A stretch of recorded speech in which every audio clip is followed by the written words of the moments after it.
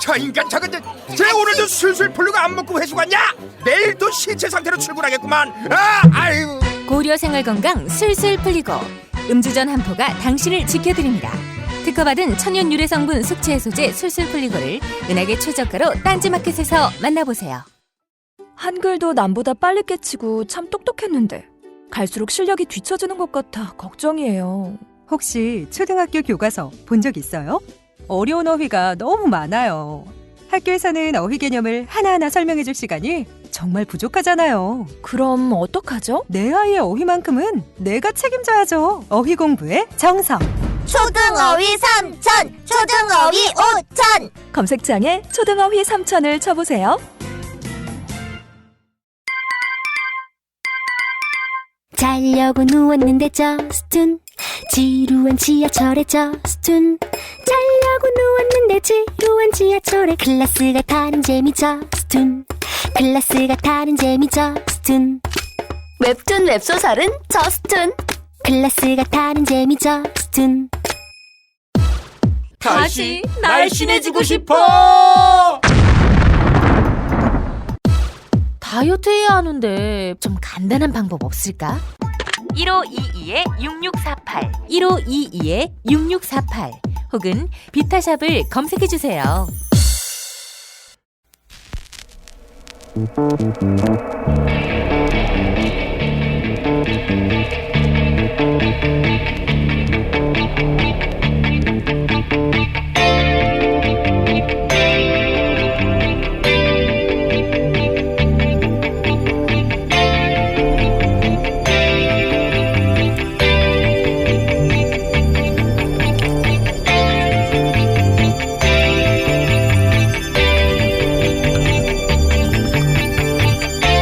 안녕하세요, 김호준입니다. 얼마 전 KBS 세계는 지금에서 런던의 부동산 투기를 다룬 적이 있습니다. 부호들이 투기 목적으로 주택을 사들인 후 거주는 하지 않고 몇 년째 비워둔 집이 런던에만 2만호가 넘고 그 덕에 집값과 월세가 폭등하자 서민들이 노숙자화되고 있다는 리포트였습니다. 이에 한 시민단체가 그렇게 몇 년째 빈 주택을 무단 점거하는 이벤트를 벌였는데 한 빈 주택에 임시 숙박하게 된 노숙자에게 기자가 묻습니다. 왜 남의 집을 무단 점거하느냐? 그가 답합니다. 안 될 건 뭔가? 내가 이 집을 가져가는 것도 아닌데. 집은 사람이 살아야만 존재 가치가 있다. 그는 사유재산을 무단 점유하는 불법을 저질렀죠. 그리고 주택 문제가 무단 점유로 해결할 리도 없습니다. 국가의 주택 정책과 복지 예산이 필요하죠. 그런데 오로지 재산상 이득을 위해 투기하고 집은 몇 년째 비워두는 행위가 그 결과로 집을 뺏겨 추위에 얼어 죽느니 그 빈집에 임시로 무단 점거한 행위보다 과연 얼마나 더 윤리적인가? 사유재산의 불가침성은 과연 절대적인가?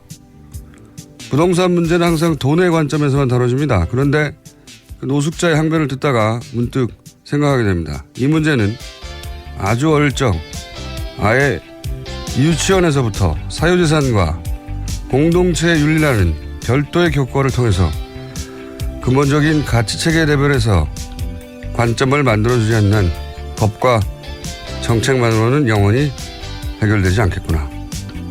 김어준 생각이었습니다.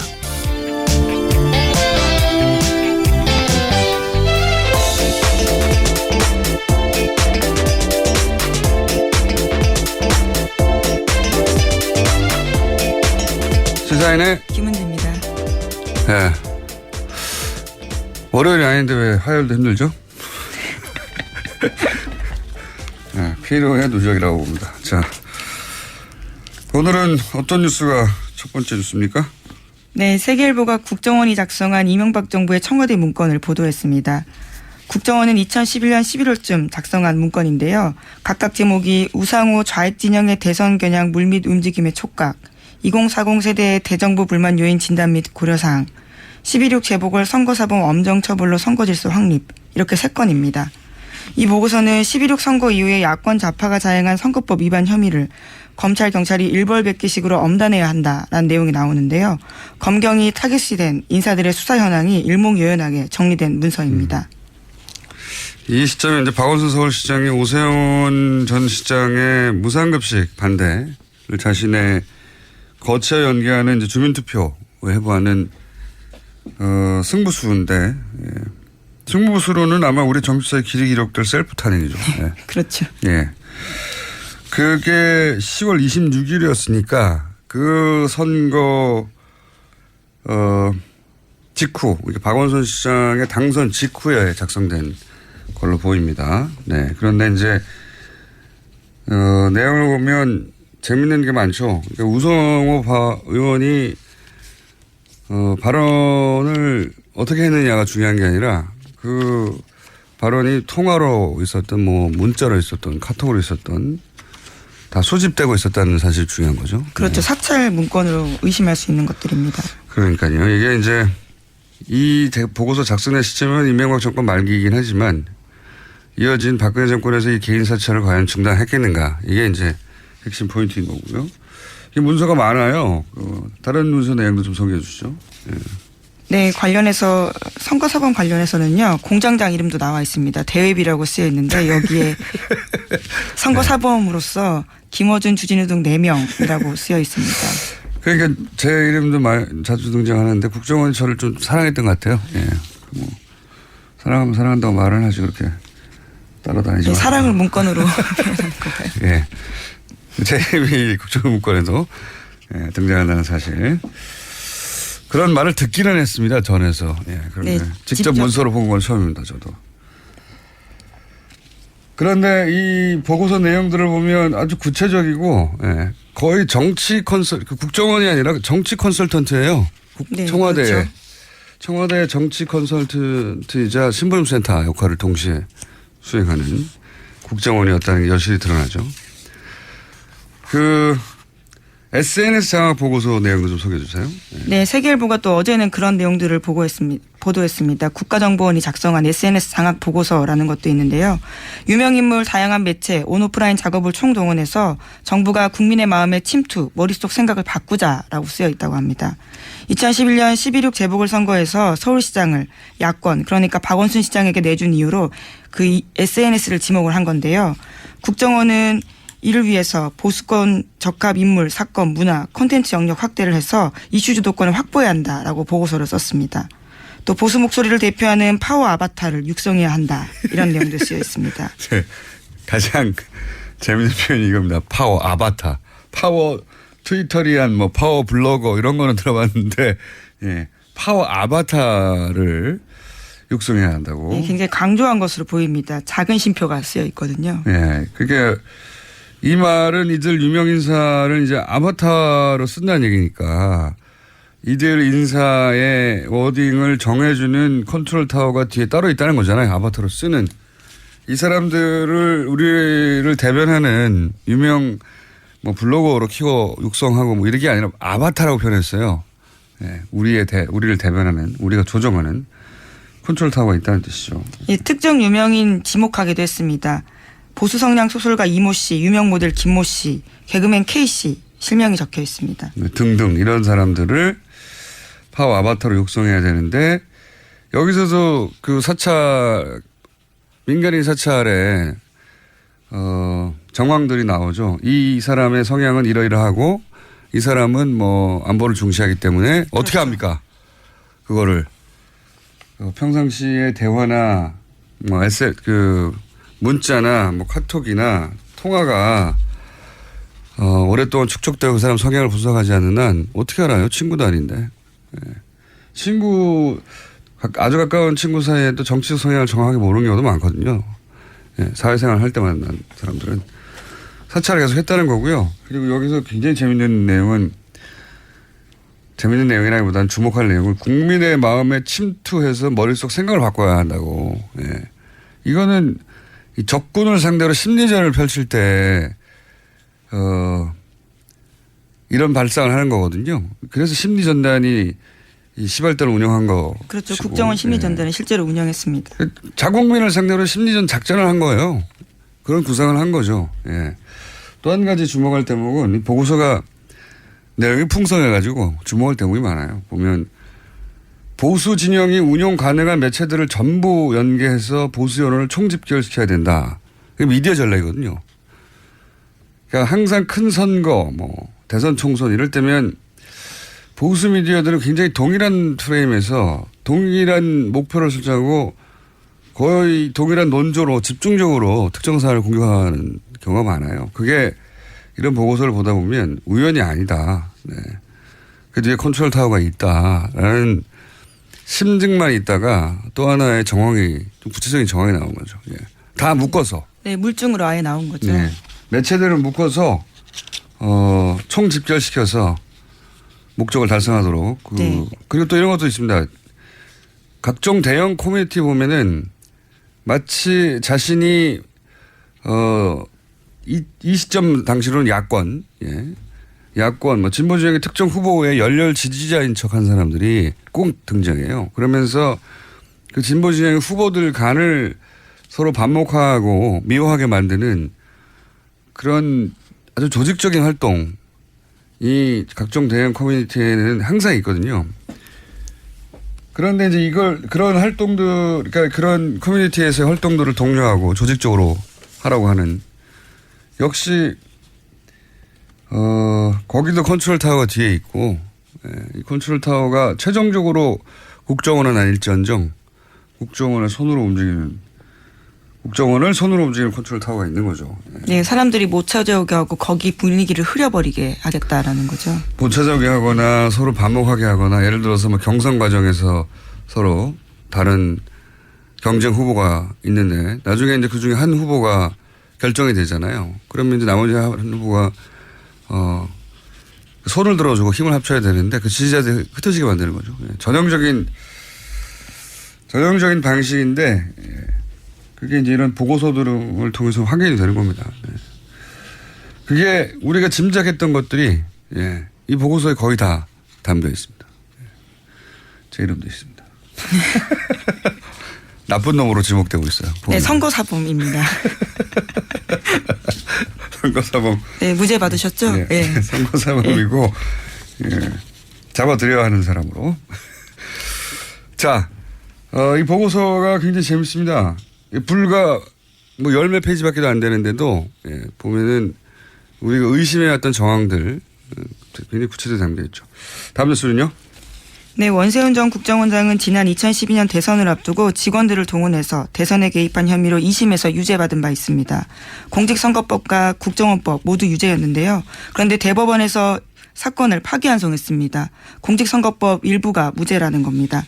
그래서 어제 2년 만에 원세훈 전 원장에 대한 검찰이 다시 구형을 할 예정이었는데요. 그런데 새롭게 이번 문건이 나오면서 구형 연기가 됐습니다. 이 문건을 포함해달라는 거겠죠. 저는 사법부의 독립을 항상 얘기하잖아요. 그 사법부의 독립은 굉장히 중요하죠. 기댈 데가 거기밖에 없으니까 최종적으로는. 그런데 이제 이런 매우 민감한 정치적 사안 같은 경우에 특정 정권 하에서 과연 이것이 사법부의 독립화에 이루어진 판결인가 의구심이 가는 사람들이 많아요. 근데 이제 사법부의 판결은 최종적이고 뒤집을 수 없고 예. 그렇게 받아들이는 경향이 많은데 저는 그럼 사법부는 누가 견제하나 라는 생각도 들어요. 그래서 한편으로는 이런 판결들 법원 내에는 판결이 다 기록돼 있죠. 그런데 사법부들이 이제 이렇게 논란이 되는 이거 사실 논란이 되는 판결 중에 하나였거든요. 원세훈 전 국정원장이 2심에서 유죄를 내렸는데도 불구하고 예, 당시에 법정 구속까지 됐었습니다. 파기환송을 했단 말이죠. 일부지만. 예. 그래서 사법부의 논란이 되는 판결들을 민간에서 뒤집을 수는 없더라도 기록하고 문제 제기하는 시스템도 저는 필요하다는 생각이 듭니다. 이제 그것이 언론이 일정 정도 담당해야 될 역할이라고 저는 생각도 들어요. 자, 그런 사례들을 최근에 많이 보다 보니까. 네, 정확히는 무죄 취지라는 건 아니고요. 그 증거 능력이 문제가 있다라는 거지만 사실상 무죄를 일으킬 수밖에 없는 상황이었습니다. 결과가 무죄가 되는 거잖아요. 예. 무죄라고 한 게 아니라 예. 뭐 법의 전문가들이니까 그 법률적 용어가 중요한 게 아니고 결국은 원세훈 그 박근혜 정부의 탄생의 어떤 정당성 일부를 훼손시키는 원세훈 전 국정원장이 국정원을 동원해서 박근혜 전 대통령의 당선을 도왔다. 라고 하는 대목을 이제 털어주는 거죠. 이렇게 되면. 네. 자, 그런 판결들에 대해서 뒤집을 수는 없지만, 문제 삼고 기록으로 남기는 그런 민간의 활동이 필요한 게 아닌가 생각이 듭니다. 저는. 자, 다음 문제, 다음 뉴스는요? 네, 어제 예정됐던 자신의 재판에 박근혜 전 대통령이 모습을 드러내지 않았습니다. 박근혜 전 대통령 쪽 대변 변호사는 지난주 금요일 박 전 대통령의 왼발이 심하게 찢어져서 통증을 호소했다면서 거동 자체가 불편하고 밤에는 잠도 못 이룬다고 불출석 사유서 설명했습니다. 교정당국 관계자도 청와대 지역 시절부터 약했던 박 전 대통령의 발가락이 구치소 문턱에 부딪히면서 통증이 생겼다라고 말했습니다. 문턱에 부딪히면서. 예. 아프실 예정을 이렇게 소화하실 줄은 저는 몰랐네요. 어쨌든 잘 소화하셔서 예. 재판 하나를 건너뛰었고 이렇게 되면 이제 계속 아프다거나 통증이 남아있다거나 하면서 몇 번 더 건너뛸 수도 있겠네요. 100일도 안 남았기 때문에 예. 구속 만료일까지 버티는 전략이라고 초반부터 말씀을 드렸는데 그중에 하나의 기술이 지금 예. 나온 게 아니겠는가. 만약에 본인이 불참하면 불리한 재판이었다고 하면 발가락으로 말을 하는 게 아니기 때문에 당연히 나오셨을 텐데. 네, 어제 이재용 삼성전자 부회장이 증인으로 나오는 굉장히 중요한 날이었습니다. 주목도 많이 됐고요. 네. 서로 만나지 않은 거죠. 자, 다음 수는요? 네, 아침 한겨레 신문 보도인데 박근혜 전 대통령이 이재용 삼성전자 부회장과 3차 독대, 그러니까 지난해 2월 15일 만났을 때 이야기입니다. 박근혜 전 대통령이 이재용 부회장을 만나기 전과 만난 후에 최순실 씨와 대포폰으로 총 8차례 통화했다라고 합니다. 8차례. 이 횟수도 뭐 물론 의미가 좀 있지만 더 중요한 건 이제 통화 시간이죠, 시간. 통화 시간이 보니까, 이재용 부회장과 박근혜 대통령이 독대하는 시간대만 절묘하게 피해가지고. 그렇죠. 예. 앞뒤로 전화를 한 겁니다. 예. 그러니까 뭐, 그 시간, 독대 시간, 그러니까 그날따라 유난히 통화가 많았고, 그 전후로 전화가 빽빽하게 왔는데, 그 독대 시간대에는 전화를 걸지 않아서 일부러 피하고 전화한 것 같고, 예, 알고 있었던 게 아니냐. 독대를 알고 있었다라는 정황 네. 증거인 거죠. 그럼 장시호 씨가 뭐 독대 면담 일정 이런 수첩, 뭐 종이를 본 적이 있다고 최순실 씨 방에서 그런 얘기도 한 적이 있죠. 알았겠죠. 당연히. 알았겠고 통화의 내용은 몰라도 예. 그 시간대를 피해서 전후로 집중적으로 전화한 것으로 보아 관련 대화를 한 게 아니겠느냐. 뭐. 계속 상의를 한 것으로 보입니다. 예. 그런 정황인 거죠. 네. 예. 이거 전체를 부인하고 있을 거 아니에요. 근데 박근혜 대통령은 뭐 예를 들어서 K스포 재단에 대해서도 본인은 전혀 최순실 씨와 의논하지도 않고 맡긴 적도 없다. 네, 안종범 전 수석이 애써서 길을 쓰고 만든 거라고 이야기한 바가 있죠. 최순실 씨한테 내가 부탁한 적이 없어. 예. 그렇게 검찰 조사에서 얘기를 했고 최순실 씨는 아니었죠. 본인이 이제 박 전 대통령 부탁으로 했다. 예. 이런 얘기를 많이 했죠. 네, 관련해서 어제 TV조선이 검찰의 최순실 씨 수사 기록 보도했습니다. K스포츠 재단과 관련해서는 박근혜 전 대통령 부탁 때문이다라고 이야기했는데요. 물론 미르도 마찬가지입니다. 대통령이 내가 직접 나서는 것을 싫어하기 때문에 운영 체계나 이런 부분이 잘 돌아가는지 체크를 해보라고 했다라고 인정한 겁니다. 알겠습니다. 하나 정도 더 할 수 있을 것 같습니다. 시간상. 네, 이현주 국민의당 원내수석 부대표의 발언이 논란이 되고 있습니다. 이에 대해서 해명을 했는데 아이를 둔 학부모로서 아이들의 급식질이 형편없어지고 있는 문제에 분개하면서 나온 얘기다라고 말했습니다. 그러면서 이제 이게 기자와 사적으로 대화한 게 이런 식으로 보도됐다. 당사자 입장도 확인하지 않고 그러면서 SBS에서 강력한 유감도 표했죠. 예. 표했더니 SBS가 녹취를 공개해버렸죠. 예. 당사자 입장을 확인하지 않고 보도한 게 아니라 당사자 입장을 확인하려고 전화한 기자의 후속 취재 내용이었더라고요. 네, 원내정책회의 한 다음에 더 자세하게 물어보기 위해서 전화했다라고 합니다. 그러니까 이제 일종의 패턴 같은 게 보여요. 국민의당이 최근 이제 여러 가지 문제로 코너에 몰리다 보니까 이 이현주 의원의 케이스도 그런데 분명히 이제 스스로 자초한 문제들이란 말이죠. 근데 이 케이스도 SBS 기자가 사적 대화, 저는 그래서 뭐 예를 들어서 밥집에서 밥 먹다가 또는 뭐 둘이 대화하는 걸 몰래 녹취했다든가 그런 건 줄 알았더니 그냥 후속 취재였더라고요. 예, 전화로. 예. 그런데 이제 이 상황을 분명히 자초한 측면이 강한데 이런 문제가 생길 때 내가 잘못을 하긴 했지만 내가 잘못한 정도보다 훨씬 크게 부풀려서 누군가 자기를 죽이려고 한다. 그런 피해의식이랄까요? 이런 패턴을 반복적으로 보여주고 있어요. 이런 사안도 이렇게 SBS 기자를 공격하거나 혹은 그럴 게 아니고 이제 파업 현장에 찾아가거나 뭐 사과를 하거나 아니면 정면으로 거기 가서 이해를 구하거나 그렇게 할 사안인데 이걸 보도한 언론을 탓해버렸거든요. 이렇게 해가지고 국면이 돌파되는 게 불가능하거든요. 그러면 정당하게 취재했다고 생각하는 SBS 같은 경우는 녹취를 아예 공개해서 더 큰 피해를 입히고 있지 않습니까? 스스로 입고 있지 않습니까? 바깥에서 적을 자꾸 찾는데 이렇게 되면 바깥의 국민들을 점점 더 설득할 수 없게 되는데 이건 전반적인 리더십의 문제인 것 같습니다. 기본적으로 개개인 의원들 다 이런 식으로 하는 거 보면. 자, 오늘 여기까지 해야 될 것 같습니다. 시사인의 김은지였습니다. 감사합니다. 골반 잡자 바로 잡자 바디로직 허리 통증 바로 잡자 바디로직 2017년 쿨 썸머 바디로직 라이트 출시. 통기성이 좋아 땀 걱정 없이 한여름에도 쾌적하게.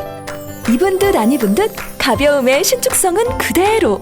자세가 좋아지는 골반 교정 타이즈 바디로직 검색창에 골반 교정 바디로직 라이트. 아무도 묻지도 따지지도 않고 가입하셨다고요? 보험은 너무 어려워요. 걱정 마십시오. 마이보험 체크가 도와드립니다.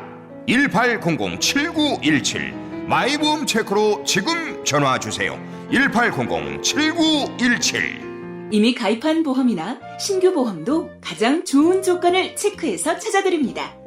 인터넷 한글 주소 마이보험.com 또는 카카오톡에서 아이디 검색 마이보험을 친구 추가하여 상담하실 수 있습니다. 모닝똥? 제겐 사치였죠. 내가 토끼인지 토끼똥이 나인지. 내가 변을 본 것인지 변을 당한 것인지 나는 바나나이고 싶다. 간혹 구렁이이고도 싶다.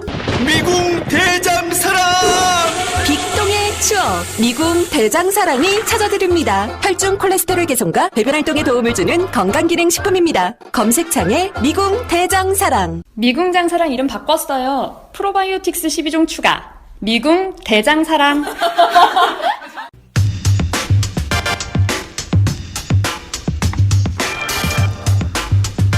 국민의당이 이준서 전 최고위원에게 구속영장을 청구한 검찰을 정치검찰로 규정했습니다. 국민의당 문병호 전 최고위원 연결해 보겠습니다. 안녕하십니까, 의원님? 네, 안녕하세요. 네. 국민의당에서는 지금 그 검찰이 여당 대표 가이드라인을 따라서 구속영장을 청구했다. 이렇게 요약하자면 보고 있는 거죠? 제가 그렇게 의심을 하고 있죠. 왜냐하면은 지난주에 기류가 이유미 씨 단독 범행으로 흘러가다가 네. 주말에 이제 갑자기 이준서 전 최고위원까지 영장을 청구하게 된 배경이 뭐냐. 네. 그것을 이제 저희 당에서는 추미애 대표가 머리 자르기 발언을 해서 가이드라인을 줬고 이제 검찰이 현 정권에 대해서 잘 보이기 위해서 네. 권력 해바라기성 수사하는 게 아닌가 그렇게 판단하고 있습니다. 그런 의혹이 있다 이렇게 이제 말씀하시는 거죠. 네. 네. 네.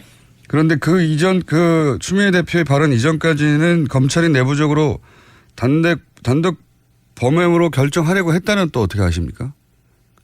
그렇게 했다는 걸 알아야 그게 그렇게 제가 좀 대충 이제 또 수사 상황을 제가 조금 이렇게 여기 듣고 있었는데요. 그런 흐름이었다고 알고 있었습니다.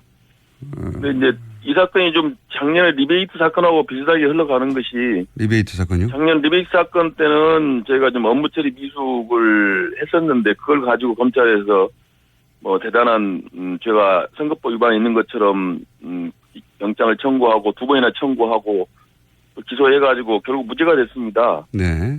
근데 이번에는 이제 이유미 씨 조작에 대해서 저희가 할 말은 없죠. 정말 잘못하고 죄송했다고 말씀드리는데 네네. 그것을 또 자꾸 또 윗선에 연결시키려는 정치적인 의도가 있는 게 아닌가. 만약에 이준서 전 최고위원에 대해서 또 영장이나 또 기소를 해가지고 만약에 무죄가 되면은 검찰이 과연 책임질 것인가 하는 것에 대해서 저희는 상당히 의심을 하고 있습니다. 작년에 리베이트 사건 무죄 판결 났는데 수사한 검찰이 사과하거나 책임졌단 말 들어본 적이 없습니다. 네, 무슨 말씀인지는 알겠는데, 근데 당시 리베이트 사건은, 국민의당 내부 제보에서 출발을 했고, 선관위가 고발한 사건이라서, 선관위 기준에서 고발 대상이 됐던 것이고, 출발은 국민의당 내부 제보였기 때문에, 제가 보기엔 좀, 그렇게 억울해 하실 일은 아닌 것 같고요. 결과는 비슷해요. 결과는 이제 누구 말을 믿느냐인데. 그러니까, 결국은 이번에도.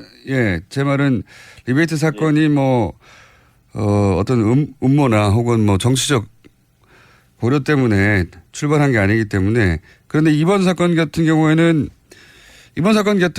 이제 국민의당 내부의 문제로 출발한 거 아니겠습니까? 근데 문제는 말씀대로 하자면 검찰은 내부적으로는 단독 범행으로 결론 내려고 하고 있었는데 여당 대표가 가이드라인을 줘서 그래서 이준서 최고위원까지 구속영장을 청구하는 것으로 기류가 바뀐 것이다.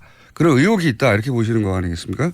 예. 저는 작년과 똑같다고 보는 것이요. 예. 출발은 저희가 국민의당이 미숙함으로 단초를 제공했죠. 작년에도 리베이트 사건도 네네.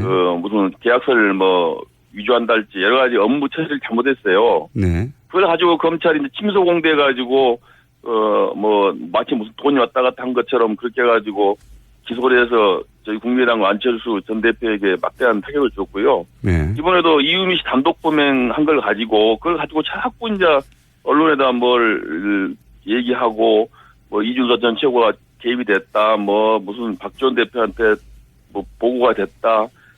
이렇게 해서 자꾸 침소봉대해가지고 마치 국민의당 전체가 이것에 무슨 관여가 된 것처럼 그렇게 지금 몰고 가고 있지 않습니까? 저는 똑같은 지금 사건 과정이 되고 있다고 판단하고 있습니다. 네. 어쨌든 당신은 검찰 인지수사가 아니라 이제 선관위 고발건이었다는 걸 다시 한번 말씀드리고. 근데, 이준서, 이게 핵심인 이준서 최고위원의 진술과 이유미 씨의 진술이 대립되는 거 아니겠습니까?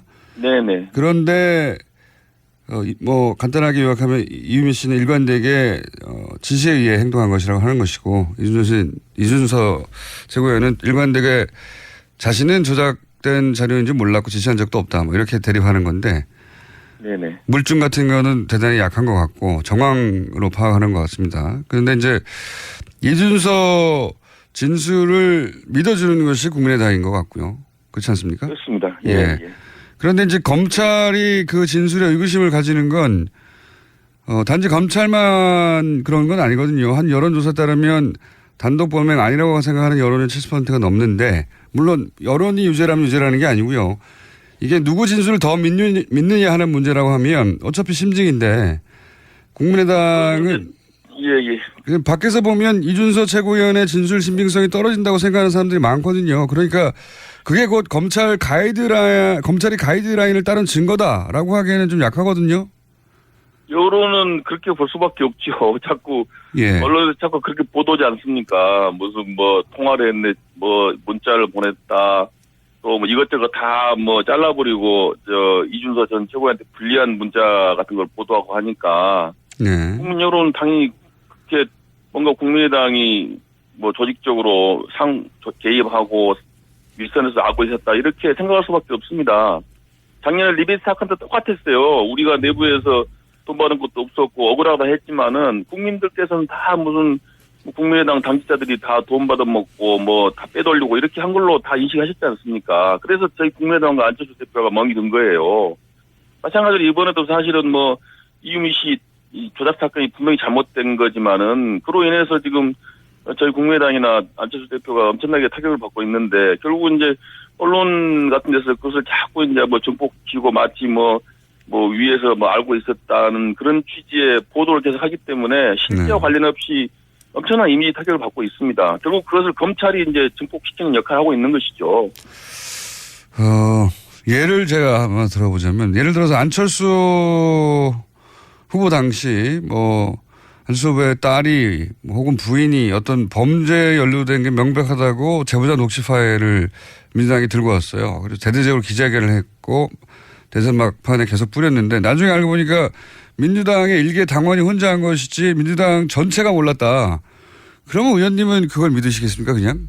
그건 믿기 힘들거든요. 물론. 사장님 논리 비약인데요. 그거하고는 다르죠. 문주용 씨 특혜 의혹 사건은 상당한 저는 근거가 있다고 봅니다. 그렇기 때문에 이것이 또 이 이슈가 그 당시에 이유미 씨가 녹취록을 가져와서 처음으로 이슈가 됐다면 제가 검증을 더 철저히 했을 거예요. 그런데 이미 문준혁 씨 그 특혜 취업 사건이 이미 이슈가 돼 있었고 이것은 하나의 추가적인 증거였다는 거죠. 그렇기 때문에 저희가 조금 더 검증에 소홀하고 덜컥 믿은 그런 과오를 범한 겁니다.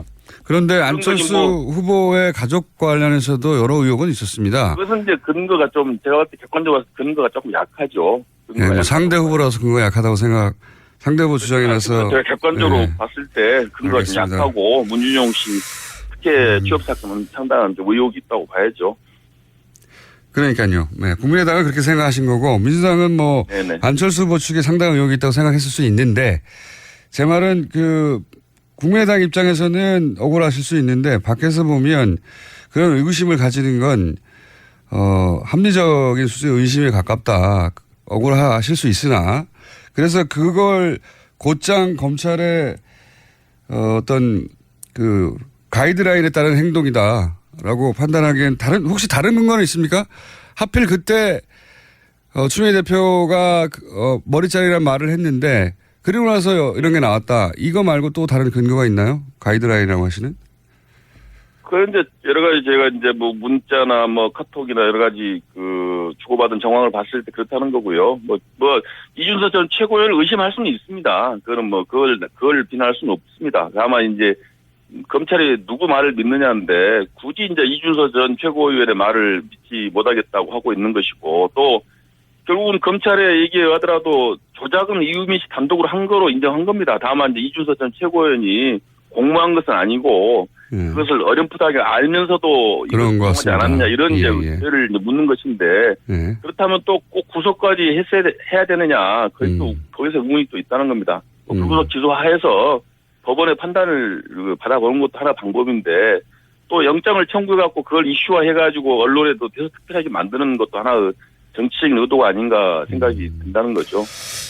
미필적 고의라고 이제 표현되는데, 근데 사실, 변호사님이시니까 아시겠지만 미필적 고의도 사안이 중대하면 구속되는 경우가 있지 않습니까? 그렇죠. 당연합니다. 그러면 그렇기 때문에 미필적 고의가 의심되면 예를 들어서 5월 5일 최초 기자회견 했는데 5월 6일 날 사실상 유이민 씨가 제보자가 없는 것과 마찬가지라고 얘기를 한 것으로 검찰 조사 결과는 밝혀졌는데 그렇다면 미필적 고의를 적용해서 구속영장 청구할 수도 있는 거 아니겠습니까? 변호사 입장에서 보시면 어떻습니까? 그러니까 할 수 있고 안 할 수도 있어요. 근데 굳이 하는 것이 정치적 의도가 있다고 저는 보여지는 거죠. 굳이 안 하는 게 오히려 정치적으로 정봉주 전 의원 같은 경우도 BBK로 기소돼서 형을 살았는데요. 당시 사법적으로는 유죄 판결이 났지만은 그러나 사실 저도 그렇고 많은 사람들이 정봉주 의원이 유죄라고 생각을 안 합니다. 사법적으로 판결이 났지만 억울하게 정치적으로 당했다라고 생각을 하거든요. 마찬가지 이번 건도 저는 마찬가지라고 보고 있습니다. 정봉주 의원이 뭔가 파일을 조작해서 유포한 건 아니지 않습니까? 정봉주 전 의원도 그러니까 미필적 고의에서 기소돼가지고 징역까지 살았지 않습니까? 그분은 사실이 아닐 거라고 생각하는 게 아니라 지금도 본인이 말한 내용을 사실이라고 믿고 있습니다. 어쨌든. 그러니까 그 정봉주 전 의원도 정치적으로는 유죄 판결 받았지만 정치적으로 억울하다고 생각하는 거 아닙니까? 많은 사람들 그렇게 또 믿고 있고. 이번 경우도 마찬가지죠. 검찰이 영장 청구하고 기소할지 모르지만은 정치적인 판단을 하고 있다고 보고 있다는 거죠. 알겠습니다. 정치적으로 보고 있다고 하는 입장은 잘 이해했고요. 뭐 동의하지 않으신 분들이 있겠지만 그거는 의원님이 설득하셔야 될 문제인 것 같고요. 네. 네. 자, 또 한 가지 또 여쭤보자면 뭐 이미 여러 번 나온 얘기인데 안철수 전 대표가 너무 입장 발표가 늦다. 무슨 얘기든지 간에 이런 문제 지적은 참 많지 않습니까? 예. 뭐 타이밍 관련해서도 그렇고 내용 관련해서도 얘기가 참 많은데 뭐 이번 건도 좀 이제 빨리 입장 발표를 해야 한다는 의견도 있습니다만은 이게 이제 어차피 이제 이 사건이 터져서 뭐 일종의 국민의당으로서는 뭐 소나기를 뭐 피해가기 어렵게 됐지 않습니까? 그래서 아마 안 대표께서는 그 입장 발표를 하게 되면 또 이제 사실관계가 또 바뀌고 어쩌고저쩌고 얘기가 또 많이 나오기 때문에 아마 검찰 수사 결과 나온 다음에 전체적으로 한꺼번에 해서 뭔가 입장 발표 하실 걸로 그렇게 판단하신 것 같아요.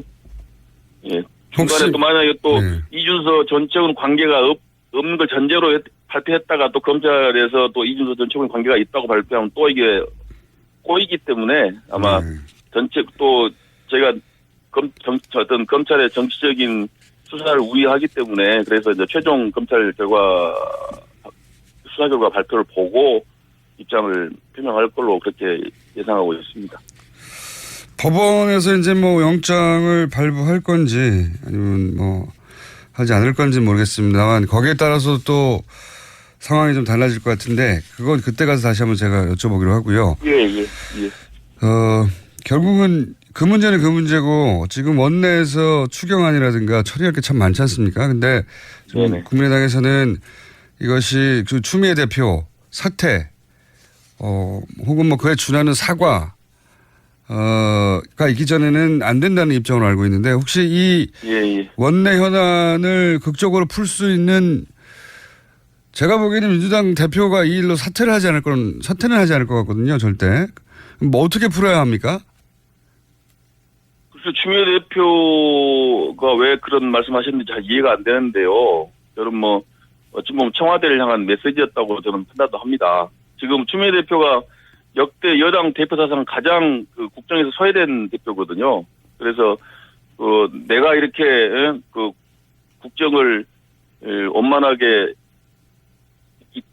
국정을 꼬이게 할 수 있는 힘은 있어. 이렇게 청와대를 향해서 메시지를 날리는 게 아닌가. 아하, 그러니까. 나를 좀 인정해주고 나의 존재를 인정해달라. 그런 게 그런 메시지를 던진 게 아닌가 그런 생각이 들어요. 추미애 대표가 일부러 그런 메시지를 던져서 국정을 꼬이게 해서 존재감을 청와대에 인식시키려고 한 것이다. 예, 그렇죠. 지금 정권 초기인데 뭐 여당 대표라고 해서 아무런 대접을 못 받지 않습니까? 굉장히 창의적인 해석이신데. 소통이 되는 것도 아니고 뭐 국정 운영에 지금 참여시켜주는 것도 아니고 상당히 소외시키고 있다고 보는데요. 그래서 이제 뭐 나도 있다라고 한번 보여주는 게 아닌가 싶고요. 그리고 이제 어쨌든 간에 이제 뭐 여당이 야당을 국정 파트너로 동반자로 인정을 해야 되는데 지금 인정을 하지 않고 있기 때문에 국민의당으로서도 뭐 곱게 볼 수가 없지 않습니까? 그래서 뭐 당분간은 뭐 그럼 여당이 어떤 카드를 내놓으면 이게 가능하나요? 제가 궁금한 건 그겁니다. 이렇게 해라 그러면 우리가 복귀할 수 있다. 뭐 추미애 대표께서 당대표 사퇴해야죠. 여당 대표로서 뭐 야당을 깔보고 지금 알겠습니다. 무시하고 그러면 되겠습니까? 사퇴만이 오로지 이 난국을 타개할 길이다. 예, 그렇습니다. 알겠습니다. 여기까지 듣고요. 좀 여당 대표를 자주 만나셔가지고 여당을 좀 같이 좀 사퇴를 종용할까요? 동반자로 했습니다. 알겠습니다. 그 의원님 여기까지 듣고요. 이 구속영장 발부 여부에 따라서 저희가 다시 한번 모시겠습니다. 감사합니다. 네. 지금까지 국민의당 문명호 전 최고위원이었습니다.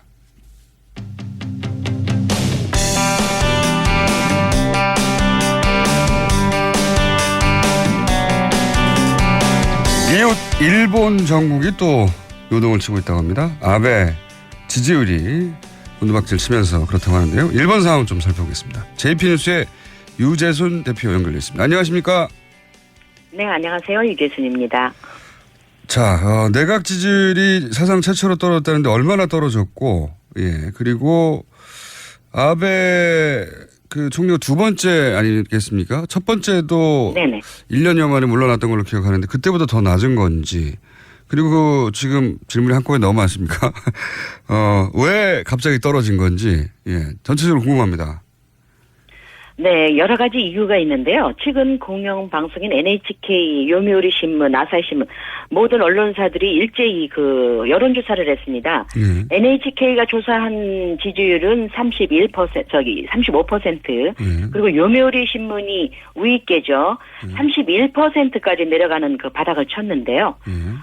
지지에 그 하지 않는다라는 지지율보다 하지 않는다라는 그 퍼센테이지도 NHK 경우는 12%가 증가한 48%, 그리고 요미우리 신문사가 조사한 불지지는 52%에 달했습니다. 과반 이상이 지지하지 않는 그런 여론 환경이 되었다. 이게 이제 아베 내각 출범 이후 사상 최저치입니까? 네, 사상 최저치입니다. 그 이전에 왜 아베 내각이 5년 전에 한번 출범했다가 1년여 만에 물러났지 않습니까? 2006년 9월에 시작해서 2007년 정확히 9월 26일. 네, 5년이 아니군요. 퇴진을 했습니다. 네. 그때 지지율보다 더 낮은 겁니까? 훨씬 낮습니다. 아하. 일본 내각이 인기가 없으면 이 정도 수준으로 떨어지면은 아주 인기가 많이 떨어진 겁니까? 굉장히 떨어진 거죠. 왜 그러느냐면 자민당 같은 경우는 장기간 그 집권을 했단 말이에요. 중간중간에 민주당이 집권을 하기는 했는데 단기간에 끝났습니다. 단기간으로. 그렇기 때문에 자민당을 대적할 정당이 지금 상태로서는 전혀 없거든요. 그런 상태에도 불구하고 31% 그것도 요미우리 신문사 그 아베 내각을 강력하게 지지하는 요미우리 신문사가 조사한 조사조차도 그 불지지가 52%에 달하고 또 그리고 지지율이 31% 바닥을 친다는 거는 보통 일은 아니지요. 그렇군요. 우리하고는 좀 상황이 다르니까 여쭤본 것이고. 네. 이 근본적인 이유가 뭡니까? 물론 뭐 한 몇 달 전부터 계속해서 스캔들이 터져 나오긴 했는데 이렇게까지 떨어진 이유가 뭘까요? 크게 그 세 가지로 볼 수가 있는데요. 첫째는 오사카의 모리토모 학원에 그 8억 엔에 상당한 구기자를 1억 엔대의 그 헐값에 불안 특혜를 준 적이 있고요. 두 번째는 아베 수상의 친구가 이사장으로 있는 각계 학원에 그 수의학부 신설을 허가를 해줬습니다. 내각의 권력을 이용해서. 그리고 세 번째는 일본 국민들의 민심 위반인데요. 근래 몇 년 동안 그 안보법인이 해서 많은 하루에 100만 명이 동시다발적으로 그 시위를 하는 사태까지 있을 정도로 그 아베 내각에 대해서 굉장히 반대를 하는 국민들의 그 반발이 있었습니다. 그럼에도 불구하고 안보법 통과시켰고 그리고 다시 지금 헌법을 개헌해서 다시 전쟁을 할 수 있는 나라를 만들려고 하고 있잖아요. 네네, 그렇죠. 그렇기 때문에 민심이 확실히 돌아서서 이 세 가지 이유로 지지율이 저기를 했고요. 그리고 지난번에 7월 2일 날에 도쿄도 의원 선거가 있었지 않습니까? 네네. 그런데 그때도 이나다 방위청 장관이 자유대에게 노골적으로 한 표를 달라 발언한 것이 굉장히 문제가 됐었고요. 그리고 최근에는 도요타 마요코 중의원이 여성 의원입니다.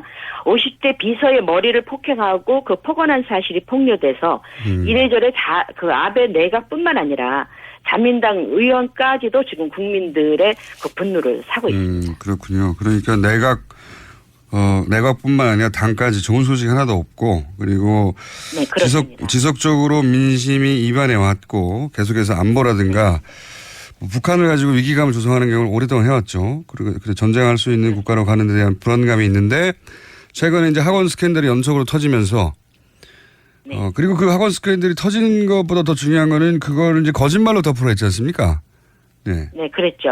그런 일이 절대로 없다고 했죠. 네, 그런 거짓말이 드러나면서 이렇게 추락한 것으로 이해가 되는데 이렇게 되면 어떻게 돌파합니까? 일본에서는 통상 개각을 하기도 하고 조기 통솔을 치르기도 하고 여러 가지 방식이 있을 텐데 이번에는 어떻게 한답니까? 이미 7월 9일 날 아베 수상이 12월 초에 다음 달 초에 개각을 한다고 발표를 했습니다. 네. 그런데 자민당 내에서는 좀 더 빨리 하자.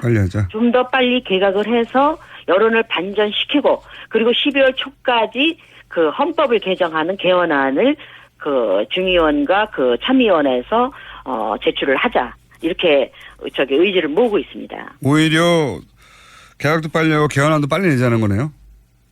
네, 그렇습니다. 어허. 이렇게 해서 돌파가 될까요? 어떻게 보십니까? 지금까지는 그게 통했는데요. 이제 일본 국민들은 이제 절대로 속지 않는다. 아베 수상이 일본을 위해서 강경 우익 쪽으로 간다고 생각해서 지지를 했는데, 절대적인 지지를 했는데, 전혀 그렇지 않고 자기 개인 권력, 앞에서도 말씀드렸던 그 학원 문제라든가 두 학원 문제가 있었지 않습니까? 땅을 8억 원대를 1억 원대를 준다든가, 그리고 수의학부를 허가를 해준다든가, 그리고 어제 같은 경우는 재미있는 현상이 마에카와라는 그 사무 차관이 네. 그 중의원 청문회 비슷한 그 성격의 신문에 나와서 적나라하게 폭로를 했습니다. 내각 관저의 압력을 통해서 수의학부를 허가를 해줬다라고 증거를 했기 때문에 구체적인 증언이 나왔네요. 그렇습니다. 그것도 문부성 차관이 그렇게 했기 때문에, 차관급이 했기 때문에 아마도 그 파문은 앞으로 대단할 것이라고 봅니다. 그렇군요. 차관이 네. 이게 정부의 압력이 있었다는 걸 인정해버린 거 아니겠습니까? 네, 그래서 그 담당자이기도 했었는데요. 그렇기 때문에 지금까지는 아베 수상이 그런 일 절대 없다라고 부인을 했는데, 그 담당했던 사무 차관이 압력을 넣어서 그 이사장이 친구인 그 대학교에 그 허가를 했기 때문에 그거는 변할 수 없는 절대적인 사실이라고 증언을 어제 했습니다. 그렇군요. 말씀 듣다 보니까 최순실 게이트 초기가 좀 생각나기도 합니다. 갑자기 정부 인사들이 나와서 조금씩 얘기를 하기 시작하고 그러다가 몰락하게 된 건데, 지금 그 일본 언론이 저도 그 보도 일부를 봤습니다만 문재인 대통령에 대해서 일본 언론이 우호적이지 않단 말이죠. 예. 네, 그렇습니다. 네. 당선되기 전에도 우호적이지 않았고 당선되는 후에도 그다지 반가워하지 않는 것 같은데, 이 최근에 G20에서 한일 정상 보도는 어떤 식으로 이루어졌습니까?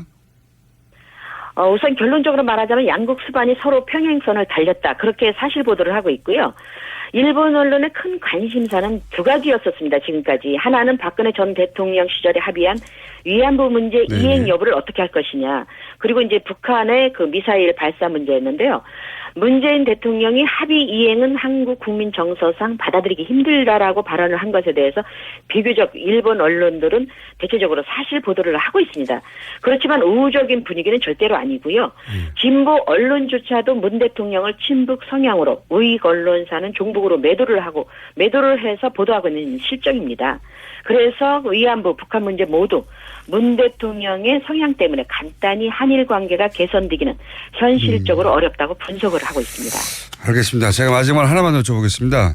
최근에 이제 미국의 싱크탱크 관련 보도를 저희가 하면서 일본 정부나 기업 혹은 재단들이 미국의 작은 지원을 참 많이 한다. 그래서 친일본적인 지식인이나 정책 기반자들을 육성한다는 보도를 저희가 한 적이 있는데, 일본이 그런 정책을 실제로 가지고 있습니까? 일본에서 보시기에는 어떻습니까? 네, 그렇습니다. 사실 일본 정부의 이 같은 정책은 이미 그 역사가 상당히 오래되었고요. 문제는 공식적인 프로그램을 통해서 지원하는 자금 지원은 별 문제가 없습니다. 하지만 표가 안 나게 일본 정부가 관계된 자금이라는 것을 모르게 민간인 재단이라는 이름으로 포장해서 지원하는 프로젝트가 상당히 많은데요. 가령 일본 선박진흥이라는 재단이 있습니다. 그런데 이 재단을 만든 사람이 다름 아닌 태평양 전쟁 BC 전범인 사사카와 료이치인데요. 이미 고인이 된 사람입니다. 사사카와 재단을 만든 그런데 사람이죠. 자식들은 새로운 교과서를 만드는 그 모임이 있지 않습니까? 그구에 그 이사장을 맡고 있습니다. 그리고 그것뿐만 아니라 이 재단의 자금으로 공부한 학자들이 우리나라 학자들뿐만 아니라 세계 도처에 깔려 있습니다. 알겠습니다. 그리고 이 문제는요, 저희가 오늘은 시간이 다 됐는데 다시 한번 모시겠습니다. 저희가 관심이 많은 주제거든요. 요 문제만 별도로. 오늘 말씀 감사합니다. 네, 고맙습니다. JP뉴스 유재순 대표였습니다. 3부에서 뵙겠습니다.